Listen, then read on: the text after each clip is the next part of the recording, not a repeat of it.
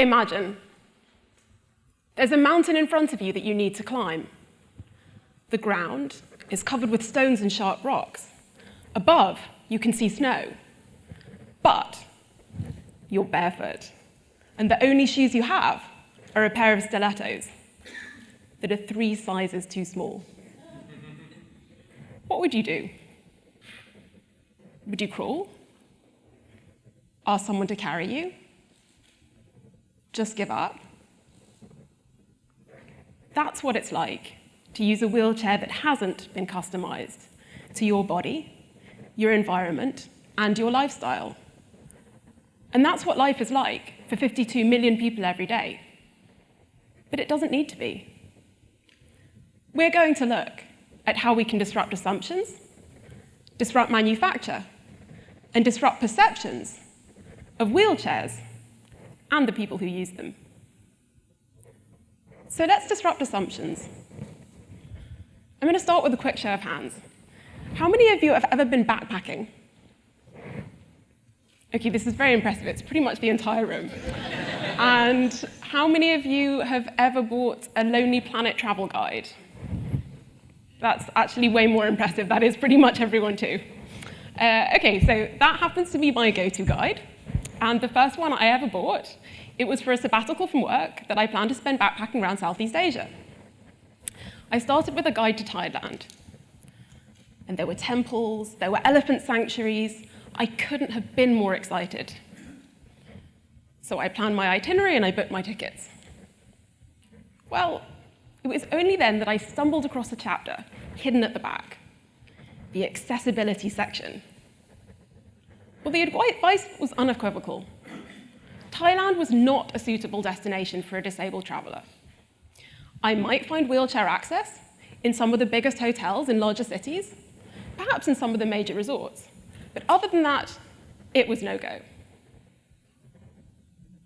But when I started to think about it, it just didn't make any sense.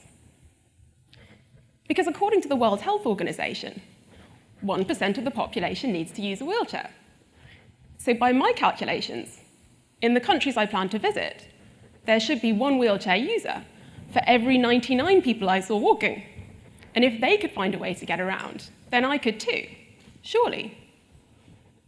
So I ignored the advice and I got on the plane. It was awesome and accessible in its own way. I strapped my wheelchair to the top of buses, to the back of motorbikes. I climbed mountains on donkeys. I crossed rivers on kayaks. And surprisingly, one of the most remote places I ever visited turned out to be one of the most accessible. A small rural village in northern Laos had dirt tracks instead of roads, so there weren't any sidewalks for me to have to navigate. All the houses were just built on a single floor, so there weren't any steps for me to have to climb. And the more I traveled, the more it started to occur to me that often the places with the least infrastructure were actually the easiest for me to get around. But there was something really strange. In 2 months of traveling, I only saw 2 other wheelchair users. And neither of them were wheeling themselves. They were both being pushed in big, heavy, clunky hospital wheelchairs that you could never wheel yourself in. So I started to investigate. The people and organizations that I met explained that to give independence, a wheelchair needs to be customized to the body, the lifestyle, and the environment of its user. With traditional manufacturing techniques, the cost of this is prohibitive. A fully customized wheelchair like mine costs about $3,000. Well, in a country like Laos, that's 6 times the average annual salary. It's just not affordable. And according to the World Health Organization, worldwide, there are 52 million people who need a wheelchair, but can't afford one that meets their needs. It wasn't just about disrupting assumptions. We needed to disrupt manufacture.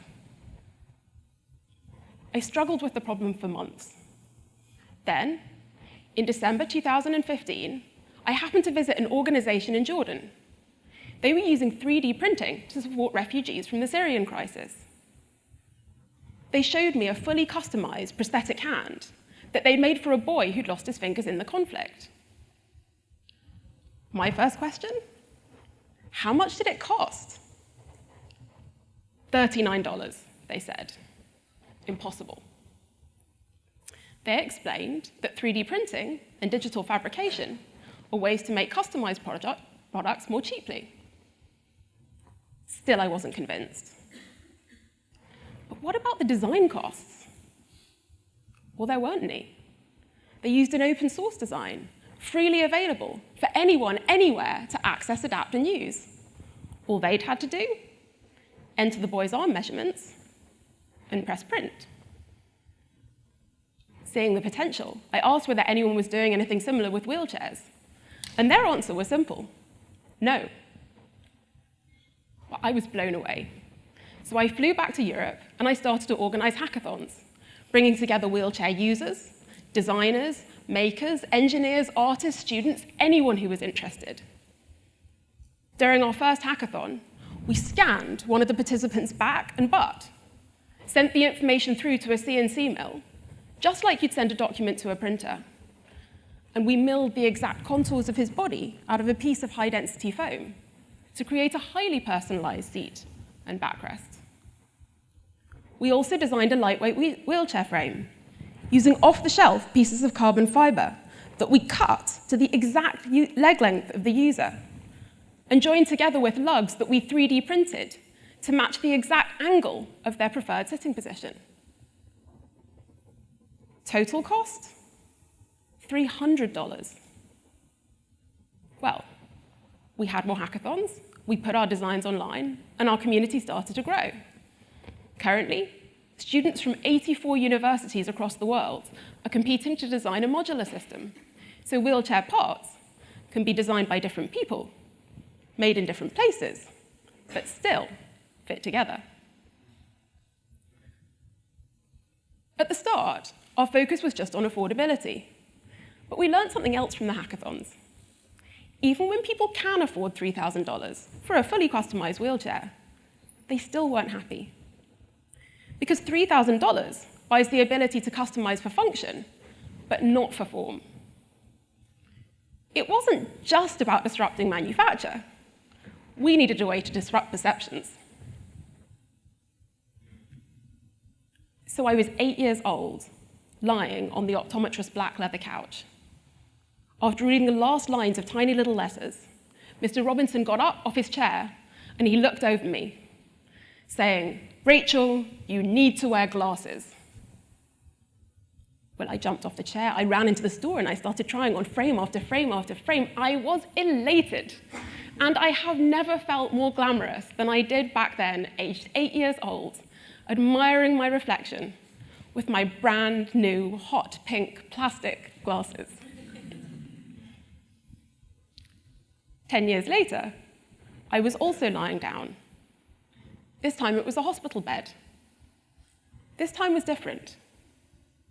Again, a doctor got up and he leaned over me.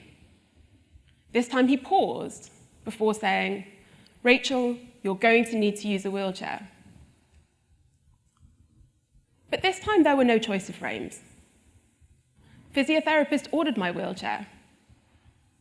And the first time I saw myself sitting in it, I didn't recognize myself. But are glasses and wheelchairs really so different? It's not just perceptions of how I look, it's also perceptions of who I am. I'm going to let you into a little secret. People often tell me I am inspirational because I use a wheelchair, yet I backpack around the world. I use a wheelchair, yet I have a job.